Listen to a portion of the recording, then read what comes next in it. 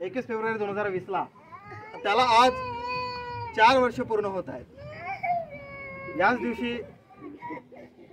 International mother's language day होतं, म्हणजे आंतरराष्ट्रीय मातृभाषा दिवस होतं.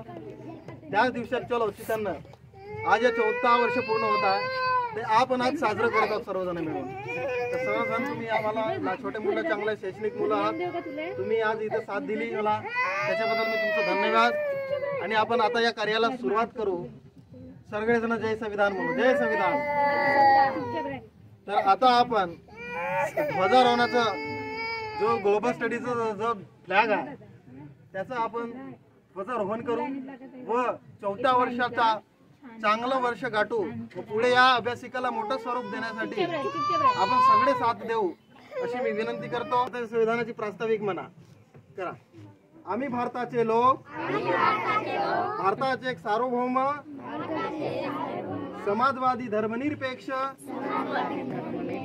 लोकशाही गणराज्य घडविण्याचा व त्याच्या सर्व नागरिकास सामाजिक, आर्थिक, राजनीतिक न्याय, विचार अभिव्यक्ती, विश्वास. आजचा जो दिवस आहे हा दिवस 21 फेब्रुवारी 2024.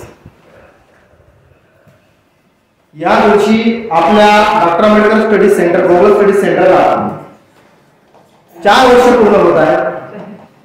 4 वर्ष पूर्ण होण्याच्या औचित्यानं आपण इथे छोटासा कार्यक्रम आयोजित केलो. तर तुम्ही सर्व इथे शैक्षणिक शिक्षणात असणारे मुलं इथं तुम्ही हजर राहिला. तुम्हाला मी धन्यवाद व्यक्त करतो, धन्यवाद करतो. तुम्ही शांतपणे फक्त 20 मिनिटं ऐकावं. आपण या 20 मिनिटांमध्ये खूपच महत्त्वपूर्ण बोलणार आहोत.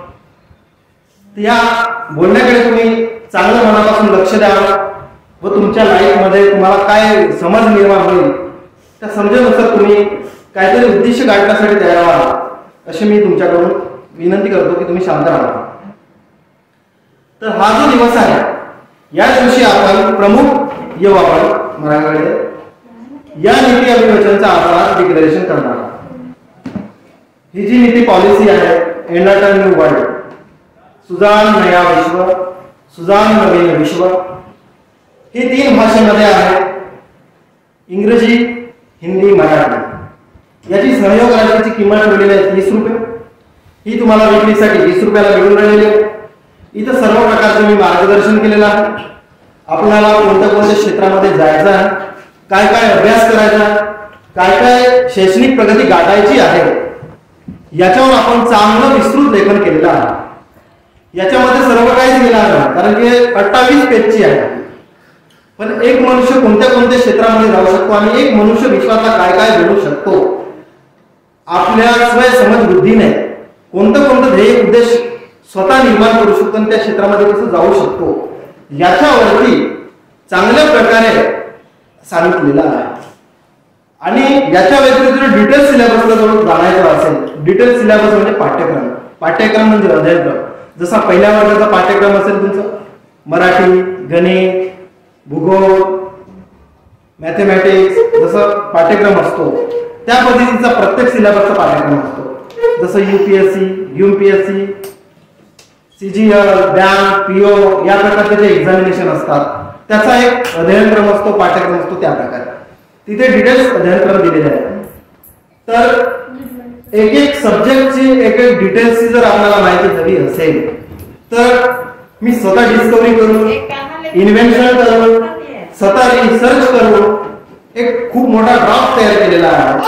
त्या ड्राफ्ट मध्ये जगाच्या कानाकोपऱ्यातल्या, भारताच्या जगेमधल्या, हिस्ट्रीमधल्या सगळे एक्झामिनेशनची सिलेबसचा पाठ्यक्रमचा जो आहे मसोदा, ड्राफ्ट, डेटा तो मी ड्राफ्ट करून ठेवलेला आहे. तर ते सर्वांना जर मिळवायचं असेल, प्राप्त करायचं असेल तर तुम्हाला आपल्या DAGS स्टडी सेंटर मध्ये येऊन माझ्याकडून तुम्हाला ते मिळवून घ्यावं लागेल. त्याच्यावर तुम्हाला प्रशिक्षण घ्यावं लागेल. प्रशिक्षण घेऊन त्याच्यामध्ये काय आपण समज विकसित करू शकतो व आपल्या मनाला नियंत्रित करून कसं अध्ययन करू शकतो याचं स्किल तुम्हाला शिकावं लागेल.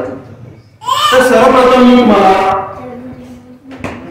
सांगू इच्छितो की ही जी स्टडी सेंटर आपण बनवला तर स्टडी सेंटर मध्ये आपण ठेवलेले जे ऑब्जेक्ट है, वैश्विक ध्येय उद्देश्य है। कोई भी कार्य आसान नहीं होता, उसे सभी मिलकर आसान करना होता है। स्वाभिमान, सत्य, ज्ञान, विज्ञान, मानवता, निसर्ग, जीवन, सृष्टि, प्रकृति, अंतरिक्ष, एनलाइटन वर्ल्ड के नीति मार्ग परिचय से निर्मित DGS की विकास की गति निरंतर आगे बढ़ाने के लिए चालू है। योग्य प्रयास, अनुशासन, निष्ठा, नीति, बौद्धिकता, ईमानदारी से। पुन्हा याच्यामध्ये दिलेल्या शिक्षा में बदलाव अत्यंत महत्त्वपूर्ण आहे। म्हणजे शिक्षणामध्ये बदल घडवून आणणं हे खूप महत्त्वाचं आहे। आपल्या जीवनामध्ये जे जीवनामध्ये जी ऊर्जा आहे आणि आपण सतत त्या ऊर्जेसोबत जगतो, जन्मतो ना, आपली वय होते, वयाची आखरी स्टेप येते की नंतर आपला मृत्यू होतो। मग आपण मानवता आहोत, जीवन आहोत, त्या जीवनामध्ये ज्ञान, विज्ञान, सत्य व आपण जो आपल्या मानवी डोक्यामध्ये जो मेंदू आहे, मन, त्याचं नियंत्रण करण्यासाठी 95% नियंत्रण करण्यासाठी आपण सज्ज असलो पाहिजे, अशी कॅपॅसिटी आपण घडवून आणू शकतो। याच्याबद्दल विशेष माहिती दिलेली आहे। पुन्हा मानवी दुःखों से बाहेर निघू सकता है। मग मानवाचं जे दुःख आहे, कष्ट आहे, त्याच्यातून कसं बाहेर निघायचं याच्यावर थोडंसं विस्तृत या नीतीमध्ये दिलेलं आहे। देशातली मानवता, दुनियेतली मानवता आणि मानववादाची शिक्षा आहे, मानवतावादी शिक्षा आहे, ते शिक्षण, त्याची विश्वव्यापी शिक्षण इथे दिलेलं आहे। आणि खास करून या पॉलिसीमध्ये प्रमुख दिलं UPSC क्या आहे, UPSC काय आहे हे दिलेलं आहे। तर UPSC मधून आपण काय बनतो, काय घडतो आणि या प्रयत्नातून काय बनावं लागतं हे इथं व्यवस्थित दिलेलं आहे। UPSC मध्ये आपण IAS, IPS, IFS, IRS, IRS, SP हे बनू शकतो आणि समग्र A आणि B पॅटर्नचे पदभार आपल्याला मिळतात। UPSC ही संघ लोक सेवा आयोग आहे, केंद्रीय लोक सेवा आयोग। हा आयोग सिव्हिल सर्व्हिसची परीक्षा आयोजित करतो। या परीक्षेच्या अंतर्गत क्लास 1 ची परीक्षा जी आहे, ऍडमिनिस्ट्रेशन मध्ये जाण्यासाठी क्लास 1 ची पोस्टिंग देतो। देशामध्ये UPSC ची परीक्षा ही सर्वात कठीण आहे असं म्हटलं जाते। म्हणजे देशामध्ये टॉप नंबर 1 ची परीक्षा आहे, देशामध्ये पहिल्या गणल्या गेलेल्या परीक्षा आहे। या परीक्षेची तयारी कशी करायची खास करून या नीतीमध्ये दिलेली आहे आणि ही नीती गडचिरोली शहराच्या कानाकोपऱ्यात पोहोचणार आहे, कारण की गडचिरोली शहराच्या कानाकोपऱ्यात स्वतः मी जाऊन पोहोचणार आहोत, म्हणून ही नीती जाऊन पोहोचणार आहे। देशातल्या कानाकोपऱ्यातला गाव YouTube चॅनलवर आपल्याला येणार आहे। YouTube channel enlighten new world आहे। तुम्ही मोबाईलवर, आई वडिलांच्या मोबाईलवर तुम्ही सर्च करा, माझं नाव सर्च करा रोहित सप्रे म्हणून, तर तिथं माझे व्हिडिओ तुम्हाला दिसतील। मग तिथं व्हिडिओ दिसतील तर देशातला कानाकोपऱ्यातला व्यक्ती तो व्हिडिओ पाहिल। खास करून हिंदीमध्ये माझे जास्त संबोधन असतात, हिंदीमध्ये मी जास्त बोलतो, कारण की हिंदीमध्ये बोलल्यानंतर देश का जो नागरिक है, कोई भी नागरिक अगर उसके मोबाइल में मेरा वीडियो शो होता है तो वो देखेगा, कोई भी नागरिक समझने की कोशिश करेगा। इसलिए मैं हिंदी में ज्यादा बोलता हूं, क्योंकि आम्ही महाराष्ट्रामध्ये मराठी बोलतो, पण महाराष्ट्राच्या बाहेर गेलं तर आपल्याला हिंदी बोलावं लागेल ना, कारण आजचा दिवस जो आहे तो मातृभाषेला रिस्पेक्ट करण्याचा दिवस आहे। आज आंतरराष्ट्रीय मातृभाषा दिवस आहे। हा दिवस तुम्हाला माहित होता का? पण हा दिवस तुम्ही लक्षात घेतला पाहिजे। 21 फरवरी हा दिवस आंतरराष्ट्रीय मातृभाषा दिवस सुद्धा आहे आणि याला आज 24 वर्ष पूर्ण होत आहे। तुम्ही लक्षात ठेवलं पाहिजे आणि 25व्या वर्षाची सुरुवात झालेली आहे इथून, हे लक्षात घेतलं पाहिजे की नाही पाहिजे? घेतलं पाहिजे। तर म्हणून तुम्ही वैश्विक अभ्यासिका सेंटर या सेंटर कडून बऱ्याच नवीन गोष्टी शिकणार आहात। बऱ्याच नवीन गोष्टी शिकून याचा जो देशामध्ये कोणी देऊ शकेल नाही ती निधी, तो मार्ग रोहित सप्रे हा व्यक्ती देईल, याचा तुम्ही माझ्यावर पूर्ण विश्वास ठेवू शकता। कारण की त्या पद्धतीचा माझा अध्ययन, माझा संशोधन, माझा प्रवर्तन करणे चालू आहे व या गडचिरोली जिल्ह्याच्या कानाकोपऱ्यात जाऊन या गडचिरोली जिल्ह्याची जी समस्या आहे त्या समस्यावर कसं समाधान काढता येईल याच्यावर सुद्धा माझा रिसर्च चालू आहे। समोर जाऊन माझं हे पुस्तक सुद्धा लेखन होईल। मानवता नावाचं पुस्तक मी लिहिली. त्या पुस्तकामध्ये गडचिरोलीची जी मानवता आहे ती मानवता कोणत्या सिच्युएशन मध्ये जगत आहे, त्या मानवतेची काय संस्कृती सिव्हिलायझेशन आहे आणि ओरिजिनल जे मूळचे लोक आहेत त्याचं सगळं, आणि आपण कसं मानव समाजाचा विकास केलो. एंथ्रोपॉलॉजी असो म्हणजे मानविकी विज्ञान, मग संविधानामध्ये काय समज आहे, आंतरराष्ट्रीय मानवाधिकार कानूनाची काय समज आहे, मग आपल्याकडे किती एक्सपर्ट आहेत, किती IAS ऑफिसर झाले, किती डॉक्टर्स झाले, किती सिव्हिल सर्व्हिस मध्ये गेले, कोणी जज बनले का इकडून, कोणी ऍडव्होकेट बनले का, कोणत्या कोणत्या क्षेत्रामध्ये गडचिरोलीच्या गेले, तर त्याचाही सर्वे माझ्या युट्यूब चॅनलवर मिळेल व त्याचा डेटा बनवणे चालू आहे. तर हा जो संबोधन आहे प्रत्येक व्यक्तीने जो ऐकत असेल तो खास करून मनापासून चांगल्या प्रकारे आवर्जून ऐकून घ्यावा अशी मी तुम्हाकडून विनंती करतो. तर मी तुम्हाला काही स्लोगन वाचून दाखवतो. याच्यामध्ये मी काही स्लोगन मी तयार केलेले आहे ते बघा. स्लोगन बघा,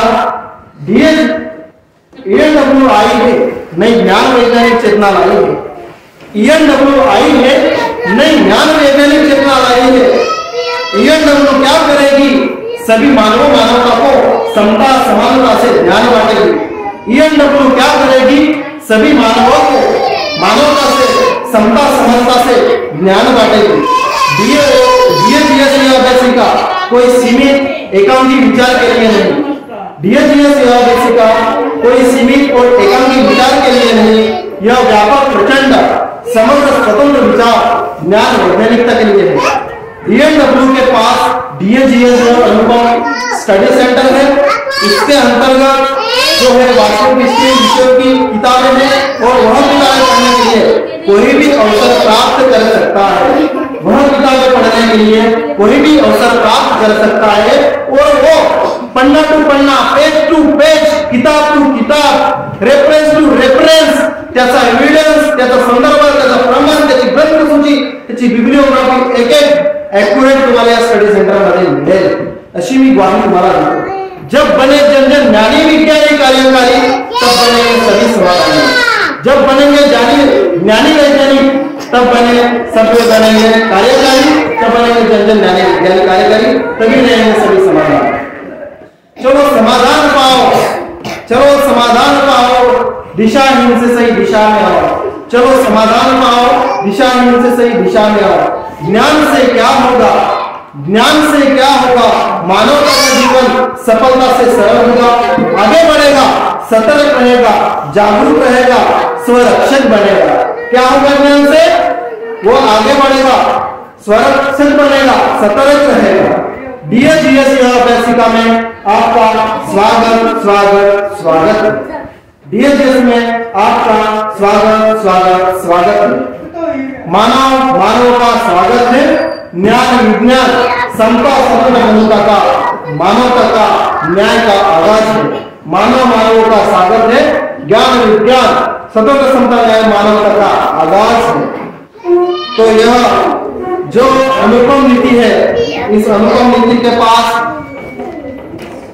DSES ऐसा स्टडी सेंटर है, ये नीति है. तर आपल्याला शिक्षणामध्ये स्टडी करायचा आहे, तो स्टडी करत असताना मन एकाग्र ठेवून स्टडी करायचा आहे. ज्ञान संपन्न होण्यासाठी वैज्ञानिक बुद्धी, तर्कशील बुद्धी, शोधक संशोधक बुद्धी बाळगणे महत्वाचं आहे. आणि महत्वाच्या विषयावर येतो. आपण पहिल्या वर्गापासून शिक्षण घेतो, पहिल्या वर्गापासून दुसऱ्यात जातो, तिसऱ्यात जातो, चौथ्यात जातो, पाचव्यात जातो, असे करून 10वी पर्यंत जातो. पण बेसिक जो माइंड आहे शिक्षण घेत असताना तो बेसिक डेव्हलप पाहिजे. आपण शिक्षण घेत असताना पहिल्या वर्गापासून शिक्षण घेत असताना आपण याचा अध्ययन करत असताना खूपच मनापासून गांभीर्यानं त्याचा अध्ययन केलं पाहिजे. तो अध्ययन करत असताना आपण शोधक माइंड वाढवलं पाहिजे. समोर जाऊन आपला ध्येय उद्देश गाठण्यासाठी आपली तशी बुद्धीची कॅपॅसिटी बनवलेली पाहिजे. तर हे बनवण्यासाठी तुम्हाला 1 ते 10 शिक्षणाचा फरक तुमचा पाया आहे, तुमचा कॉलम्स आहे. तुमचं जर बिल्डिंग मजबूत करायची असेल तर तुम्हाला कॉलम चांगले मजबूत करावं लागतील. मग ते तुमचे जे कॉलम आहेत, तुमच्या जीवनाचे कॉलम जे आहेत, पहिला ते 10वा वर्ग तुमचा बेसिक आहे तो मजबूत पाया बनवला पाहिजे लाईफचा, आणि तिथूनच तुमच्या 10व्या वर्गातून यश गाठल्यानंतर तुमचा जो ध्येय उद्देश आहे, मकसद आहे, ते कोणत्या क्षेत्रामध्ये जायचं, कोणत्या क्षेत्राकडे वळवायचं हे तुमच्यावर निर्भर करतो. त्याच्याकडे तुम्ही सिरियसली लक्ष दिलेलं पाहिजे. दिमागामध्ये प्रेशर ठेवलेलं नाही पाहिजे, टेन्शन ठेवलेलं नाही पाहिजे, ओपन माइंड असलेलं पाहिजे. तुमचं ओपन माइंड खुला मन ठेवून तुमचा ध्येय उद्देश गाठण्यासाठी कोणत्या क्षेत्रामध्ये जायचं ह्याची निवड केलेली पाहिजे. मग तुमचा जो क्षेत्र आहे तो BS, तुमचा जो आहे क्षेत्र सायन्सकडे वळवायचा का, तुमच्या क्षेत्राकडे कॉमर्सकडे वळवायचं का, तुमचं क्षेत्र BA कडे वळवायचं का, तर फायनान्सकडे वळवायचं का. मग तुम्ही ठरवता मला आर्टकडे जायचं, सायन्सकडे जायचं, MCBC कडे जायचं आहे. मग 11वी-12वी ठरवल्यानंतर तुमचा पुढचा कोर्स येतो. 12वी नंतर तुम्ही MBBS करून डॉक्टरकडे जाता, MBBS करून MD करू शकता. 12वी नंतर तुम्ही BSc कडे जाऊ शकता. 12वी नंतर तुम्ही BCom कडे जाऊ शकता, BA कडे जाऊ शकता, LLB कडे जाऊ शकता, वेगवेगळ्या क्षेत्राकडे जाऊ शकता. तुम्ही BBA कडे जाऊ शकता. BBA म्हणजे बॅचलर ऑफ बिझनेस ऍडमिनिस्ट्रेशन. त्याच्यानंतर मास्टर डिग्री असते, मास्टर ऑफ बिझनेस ऍडमिनिस्ट्रेशन. तुम्ही वेगवेगळ्या सिलेबस करून वेगवेगळ्या क्षेत्रामध्ये तुमची जिकडे फोकस आहे, जिकडे तुमचा दिमाग चालतो, बुद्धी चालतो, त्या क्षेत्राकडे तुम्ही जाण्यासाठी सज्ज होऊ शकता, त्या मार्गाकडे तुम्ही वळू शकता. तर याच्याकडे तुम्ही सिरियसली लक्ष दिलं पाहिजे. तर पुन्हा आपण पुढे बोलू. मग तुम्ही ग्रॅज्युएट कंप्लीट करता, BSc मध्ये, BCom मध्ये, BBA मध्ये, MBA मध्ये किंवा वेगवेगळ्या मध्ये ग्रॅज्युएशन क्वालिफिकेशन करता. मग तुम्ही सिव्हिल सर्व्हिस मध्ये जाऊ शकता. UPSC, तुम्ही MPSC, तुम्ही सिव्हिल जज बनवता असेल MPSC करून, किंवा तुम्ही हायकोर्टचं प्रिपरेशन करू शकता, सुप्रीम कोर्टाचं प्रिपरेशन करू शकता. तुम्ही हर क्षेत्रामध्ये प्रिपरेशन करून त्याचा सिलेबस वाचून तुम्ही विदेशामध्ये जाऊ शकता. विदेशातल्या एक्झामिनेशन चायना, जापान, तुम्ही हार्वर्डमध्ये स्टडी करण्यासाठी जाऊ शकता, कोलंबियामध्ये सुद्धा जाऊ शकता. तुम्ही मेन्साची, IIT जीची, नेटची, CETची सगळी तयारी करू शकता. तर तुमचा जो पाया आहे, बेसिक आहे, तो एज्युकेशन थ्रू गेला पाहिजे. तर ह्या विविध क्षेत्रामध्ये तुम्ही जाऊन पोहोचू शकता. तर तुम्ही काय असलं पाहिजे, चेंगड पेलून गेलं पाहिजे कलाईमध्ये, चेंगडा चेंगडी करत असलं पाहिजे का ते आता तुम्ही करता, तसं नाही करायचं आहे. तर तुम्ही लक्ष दिलं पाहिजे तुमचं ध्येय गाठण्यासाठी. कारण की हा जो विषय आहे, कोणता विषय आहे, ऍडव्हान्स सायन्स अँड टेक्नॉलॉजी आहे की नाही, आर्टिफिशियल इंटेलिजन्स आहे, रोबोटिक्स, AI, जिथं वित्तीय फायनान्शियल इकॉनॉमिकल डेव्हलपमेंट आहे. हा जो सिव्हिलायझेशन आहे, ऍडव्हान्स सिव्हिलायझेशन, विज्ञान प्रौद्योगिकीवर. तर तुम्ही सुद्धा ऍडव्हान्स एज्युकेशन घेणे खूप महत्वाचं आहे. मग IIT दिल्लीचं असो, मेन्साचं असो, जायकाचं असो, मग तुम्हाला अमेरिकेमध्ये कोलंबियामध्ये स्टडी करायचं असो की कुठल्याही क्षेत्रामध्ये असो, तो तुम्हाला जर गाठायचा असेल तर तुम्हाला सिरियसली स्टडी करणं खूप महत्वाचं आहे. त्याच्यामध्ये ब्रेन सायबर, ब्रेनची स्टडी चालू आहे, मेडिकल सायन्सचा रिसर्च करू शकतो, मेडिकल सायन्स मध्ये जाऊ शकतो, मेडिसिन एक्सपर्ट बनू शकतो, पायलट बनू शकतो, आपण लोको पायलट बनू शकतो, एअरप्लेनचा असतो एअर पायलट, रेल्वेचा पायलट असतो कोको पायलट, कमिशनर. आणि तुम्हाला जर प्राईम मिनिस्टर बनायचा असेल या देशाचा, तर आपण पॉलिसीचा पॉलिटिक्स केला पाहिजे. असं नाही की एका क्षेत्रामध्ये राहून आपण पुढे थांबला पाहिजे. शैक्षणिक प्रगती गाठून ऍडमिनिस्ट्रेशन मध्ये जाणं, उद्योग व्यवसाय निर्माण करणं, स्वतःची एंटरप्रेन्योरशिप निर्माण करणं, फायनान्शियल ऍडवायझर बनणे आणि राजनीतीमध्ये सुद्धा जाणणे खूप महत्वाचं आहे. सर्व ऍडमिनिस्ट्रेशन मध्ये जाऊन, बिझनेस उद्योगामध्ये जाऊन, शेतीला ऍग्रिकल्चर इंडस्ट्रियलायझेशन करून, तसं फायनान्शियल ऍडवायझर बनवून व पॉलिटिक्सचा लॉ मेकर, पॉलिसी मेकर, जो आपण नीती बनवणारा, कानून बनवणारा म्हणतो, त्याच्याकडे जाणं लक्ष दिलं पाहिजे. तर पॉलिसीचा पॉलिटिक्स म्हणतो. आता तुम्हाला पॉलिसीचा पॉलिटिक्स एवढा समजणार नाही, पण ये जो मैं बात बोल रहा हूँ ये यूट्यूब चैनल से सुनेंगे, इसलिए मैं बात दे रहा हूँ. अभी जो पॉलिटिक्स चल रहा है, आता जो पॉलिटिक्स चाललेला आहे, राजनीती चाललेली आहे, ती नीतीवर काम करत नाही. बरोबर, तुम्ही लक्ष द्यावं. तुम्हाला हे फायद्याचं आहे. तुम्ही जर आज आणताल सर्व क्षेत्रामध्ये जाणे खूप महत्वाचं आहे. याच्यासाठी मी बोलतो. आपण राजनीतीमध्ये जाऊन काय करतो, काय केलं पाहिजे, काय नाही केलं पाहिजे. त्याच्यासाठी सुद्धा एक क्वालिटी लागतो. राजनीतीमध्ये जायचं आहे त्याच्यासाठी सुद्धा तुम्हाला क्वालिटी लागतो. काय क्वालिटी लागतो? तुम्हाला कानूनचा अभ्यास असला पाहिजे, राजनीतीचा अभ्यास असला पाहिजे, राजशास्त्राचा, तुम्हाला इकॉनॉमिक्सचा अभ्यास असला पाहिजे, राजनीतीमध्ये जाण्यासाठी संविधानाचा अभ्यास असला पाहिजे, ह्युमन राईट्सचा अभ्यास असला पाहिजे, विज्ञान, प्रौद्योगिकी आणि मानवतेचा अभ्यास असला पाहिजे. अभ्यासाशिवाय कुठल्याही क्षेत्रामध्ये आपण जाऊ शकत नाही, हे लक्षात घ्या. जर तुम्ही लक्षात घेतलं नाही तर मागे राहणार, मग मागे राहणार तर मग तुम्ही स्वतःवरच पोचत राहणार. हे लक्षात घ्या सिरियसली. या विभिन्न क्षेत्रामध्ये जर तुम्हाला जायचं असेल तर आपणाला जर पॉलिसी बनवायचं असेल, देशाची सुधारणा करायचं असेल तर पॉलिसीचा पॉलिटिक्स सुद्धा करणे महत्वाचं आहे, लोकतंत्राला सुधारणे महत्वाचं आहे. संविधानामध्ये सकारात्मक संशोधन घडवून आणायचं असेल तर तुम्हाला उमेदवार म्हणून निवडून जाऊन पार्लमेंटमध्ये तुमचा आवाज गरजवला पाहिजे, तुम्ही पेटिशन्स आणि बिल्स बनवलं पाहिजे. तर तशी आपल्या देशामध्ये राजनीती दिसतो का? नाही दिसत. आज पॉलिसीवर कमी करतात का? कानूनवर कमी करतात का?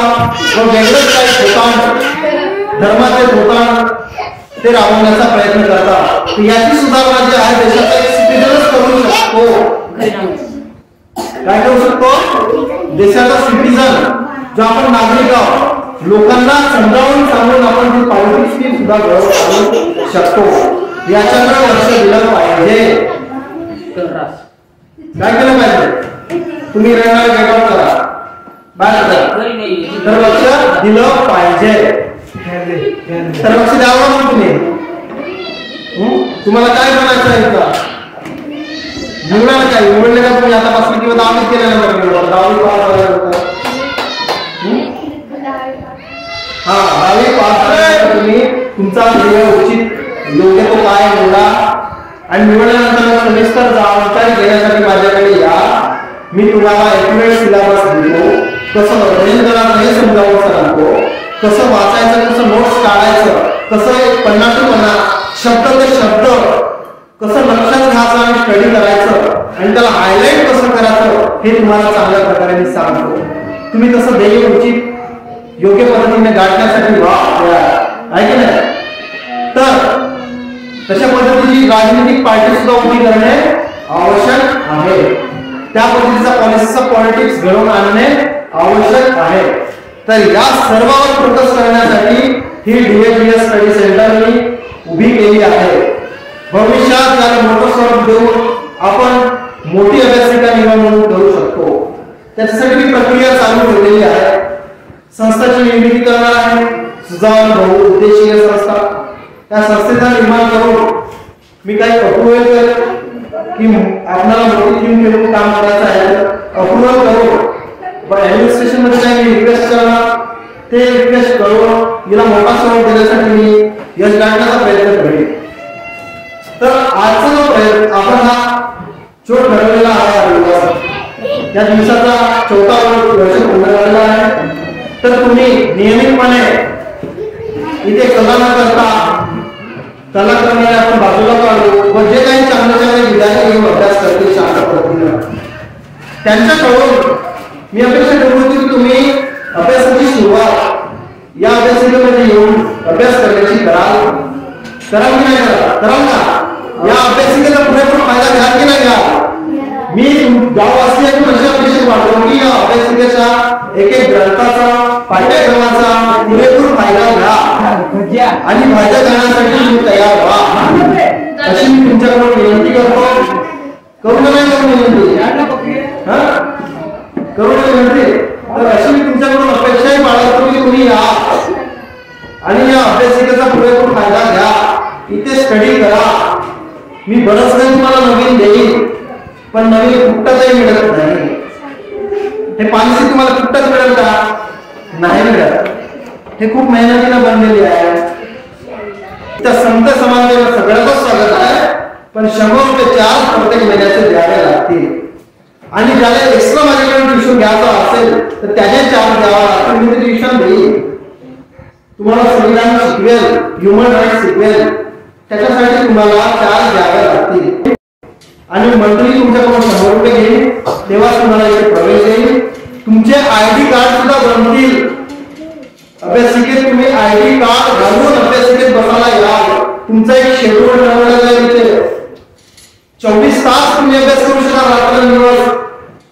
तुम्हाला इंटरनेटची सुविधा मिळेल, लॅपटॉप हाताळण्याची सुविधा मिळेल, डिजिटल YouTube वरून आपण व्हिडिओ पाहण्याची संधी मिळेल. तुम्हाला सारं काही सुविधा मिळेल, पण 100 रुपये महिन्याचं द्यावं लागेल आणि शांत पद्धतीने अभ्यास करावा लागेल. तेव्हा तर मी तुमच्याकडून ही अपेक्षा बाळगतो व इथेच मी आता काय करतो, थांबतो.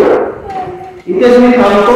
सर्वांना मी, सर्व देशवासियांना व सर्व समस्त अभ्यासिकेमध्ये उपस्थित असणाऱ्यांना जय संविधान, जय विज्ञान, जय मानवाधिकार, जय मानवता. धन्यवाद.